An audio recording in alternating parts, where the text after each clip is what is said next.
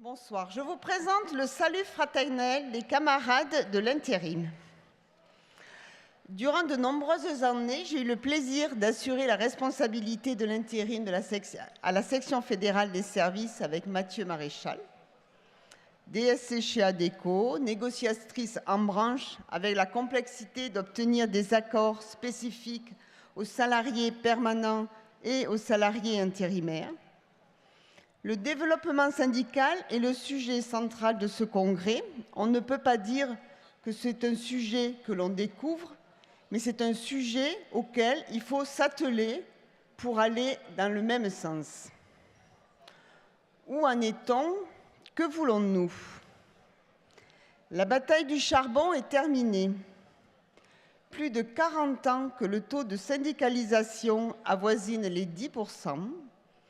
Et l'hémorragie continue. Enlevons nos œillères devant un repas frugal. Il est temps de partager. Les jeunes, les cadres, les métiers émergents et bien d'autres ont besoin de nous. Nous sommes rassemblés aujourd'hui grâce à nos convictions, nos engagements syndicaux. Transmettre est une priorité. Mais à qui et comment? Mon expérience m'a permis de comprendre que l'entraide, la cohésion forment le groupe rapidement. Mais le développement syndical ne s'impose pas aux camarades sur le terrain. 2008 est passé par là et a recentré les équipes sur elles-mêmes. Les résultats électoraux commandent. Les équipes nous échappent petit à petit. Le développement, les actions syndicales suffisent-ils à obtenir une hausse du nombre d'adhérents? Ce n'est pas si simple.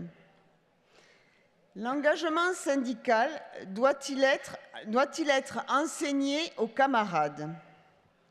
Le développement syndical est à la fois une augmentation des adhérents et le renouvellement des responsables, le qualitatif et le quantitatif. Quelle priorité quand la matière vient à manquer? Nous devons identifier les bonnes pratiques. Le développement comme pratique et comme finalité est un formidable moteur d'action syndicale dont les retombées vont au-delà de l'adhésion. C'est aussi une source d'innovation. Les réseaux sociaux, les structures dédiées, actions ciblées vers les jeunes, vers les cadres, la formation repensée, des groupes de travail spécifiques. Les équipes, les nouveaux adhérents doivent pouvoir compter sur l'organisation. Ils ont l'expérience syndicale du terrain, riche d'enseignements, les ressources militantes, qui est un des principaux enjeux et défis du développement. C'est pour cela que le renouvellement et la modernisation de nos pratiques doivent être un projet syndical. La rencontre entre les traditions syndicales et la modernité. La section des services veut promouvoir des actions en ce sens.